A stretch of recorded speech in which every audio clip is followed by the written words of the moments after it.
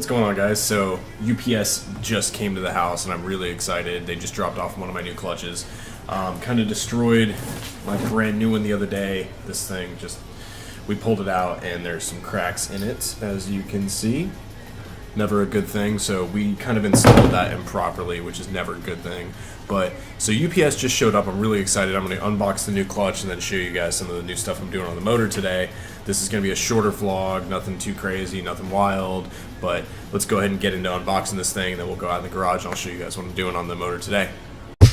Alright, so as you can see, this old clutch, it's not old, it was brand new.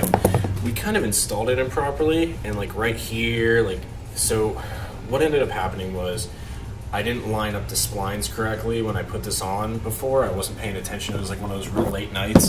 So what happened was these little guys right there, those all got crunched, which really sucks. And therefore, in turn, pulled the clutch onto the bolts and cracked it all the way through. So let's go ahead and open this up real quick. Tape, I don't know where to cut. Just right along there. Perfect. And along here. Alright. So, oh wow. It's a little harder than I thought they were. Yeah, Brett Collins, you didn't have to throw that much tape on it. Ah, here we go. Very nice. Yeah, that's nice. Let's look at this real quick. Wow. That thing's way different. Way different than the last one. Let's check this out. Oh, he didn't send me... Brett Collins, you sent me the wrong clutch. Good. We're going to have a talk about this. I got off the phone with Brett Collins, and he apparently sent me the wrong clutch. He forgot I was running a higher horsepower setup than most people, so he did send me the wrong clutch. It's a lot smaller than the other one that I had, so he's going to overnight the new one out to me. We're going to get that fixed up. So let's go ahead and go out in the garage, and we're going to work on the 5.3 a little bit. We're going to get that motor a little bit ready to swap back in. And I still gotta go buy oil and a bunch of other crap to get this new one running. But okay, so let's go out there. We're gonna work on that for a little bit and show you guys what I'm doing with that. Let's go ahead and get to it.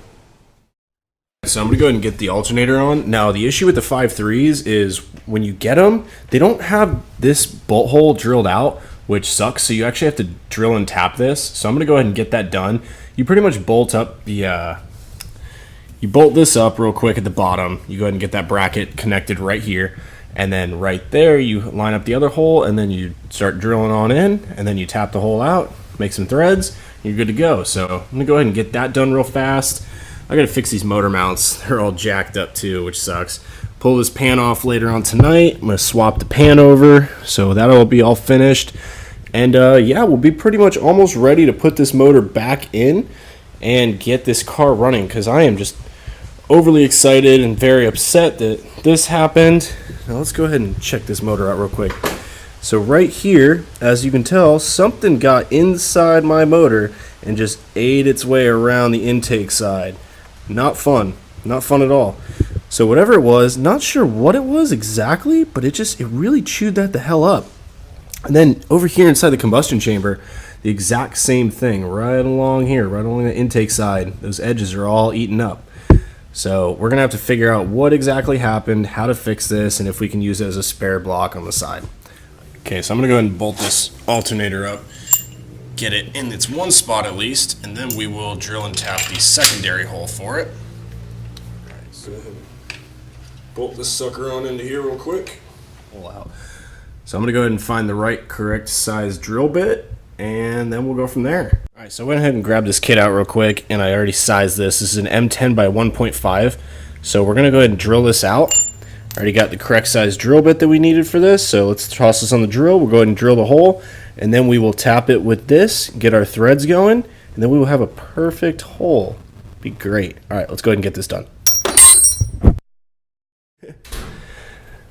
Alright, so we're going to go ahead and take this, got the drill bit on there. I'm going to go ahead and mark my hole, so go ahead and get the drill bit in there and get it as flush as you can.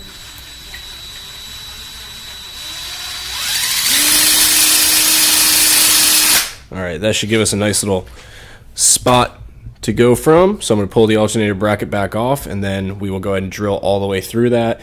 That will actually be finished. So that part will be finished as of about 5 minutes from now.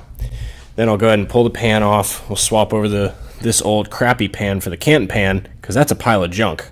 That's just a straight up pile of junk. You cannot use those. And then on top of it, check out this big old gash. Like, that's insane. That's just stupid. All right, so let's go ahead and get that finished.